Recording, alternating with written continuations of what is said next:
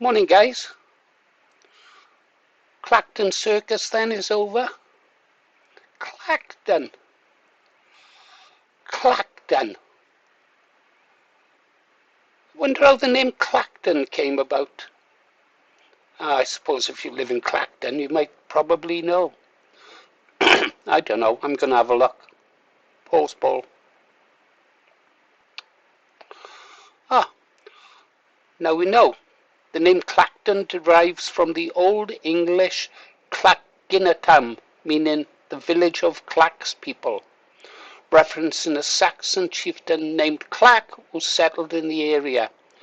Early records, including the Domesday Book of 1086, referred to the settlement as Clackington. The suffix on C was officially added in 1912. There we go. So that's where the name Clacton comes from. They've been around for a bit then.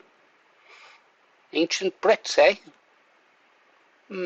Pity they weren't recognised as being legally as being indigenous to the British Isles. Anyhow, so that's where Clacton came from. Right, pause, Paul. Get back to the circus.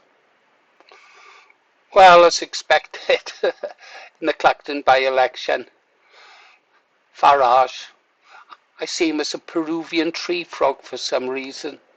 I just wish he was a bit more orange. Yeah, a bit more orange. The Peruvian tree frog, Farage. Yeah.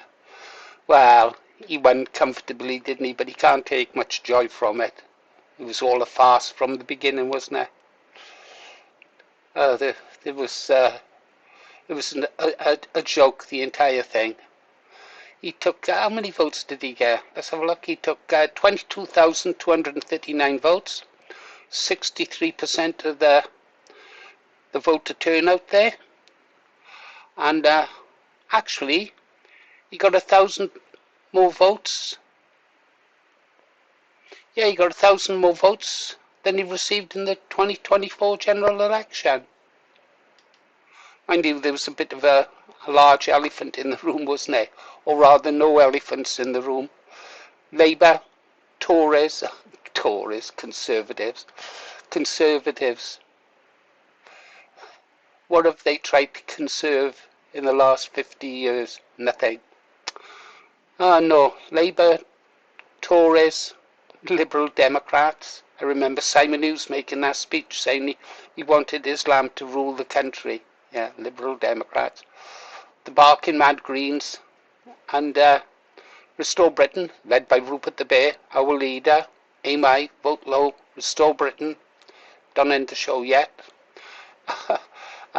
Didn't stand, and quite right. Quite right. I know. So what did these people, the descendants of Clac, the Saxon, what choices did they have? Well, they had 34 different candidates. Yeah, I haven't got time to read them all out. Yeah, there was all sorts on there. They had to use rolls of wallpaper as ballot papers. The backside. On the other side of the ballot paper was a nice floral design. I think they were petunias. Anyhow, what was the turnout? Let me see. 44%. 44%. 44%. It's not a mandate. Mind you, what was the choices? You could either vote for a Peruvian tree frog or a man in a bin liner with a dustbin on his head. What a choice. Anyhow, mind you, 9,455 people, 27% of those voting thought that a man in a bin liner with a dustbin on his head was preferable to the Peruvian tree frog Farage.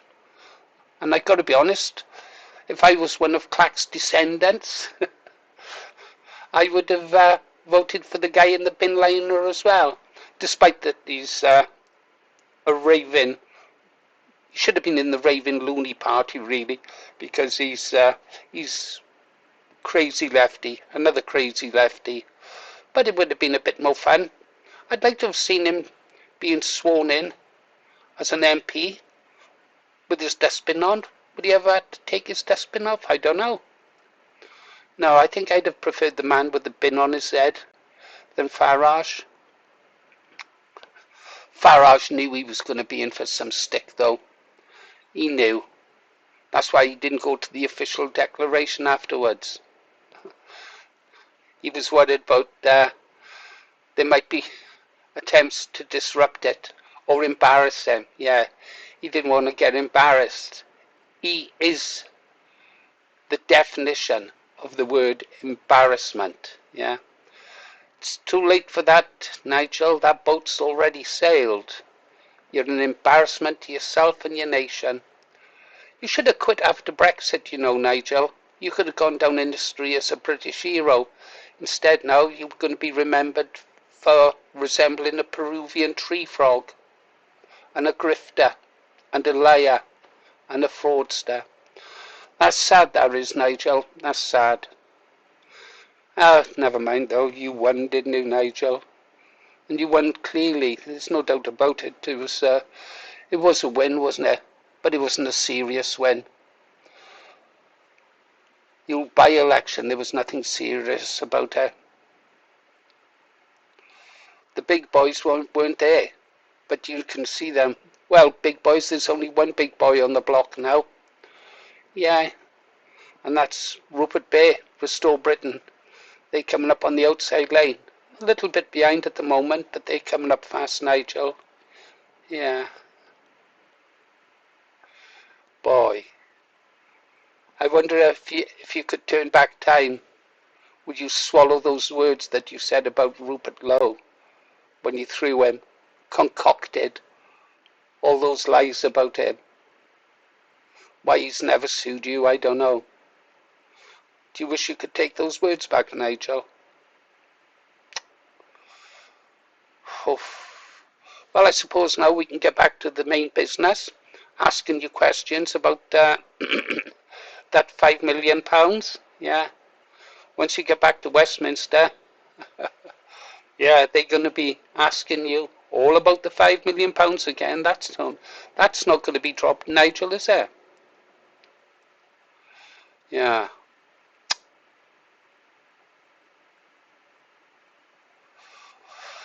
Yeah, this might be the end of the by-election.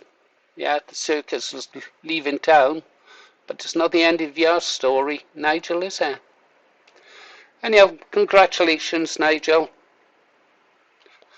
Congratulations, Count Binface. Yeah. Yeah. That was a win. That was a win. British sense of humour. Hey, if you haven't watched it, guys, go watch the video I put up, Passport to Piddington. I think that was one of my better ones. If it's crap, tell me it's crap, but at least watch it. It's depressing putting stuff out day after day. I feel like one of those hamsters on a treadmill, in a cage, churning away. Okay, guys, that's all I've got for you. The circus left. The circus has left town. Okay, guys. Email, vote low, restore Britain, follow the bear.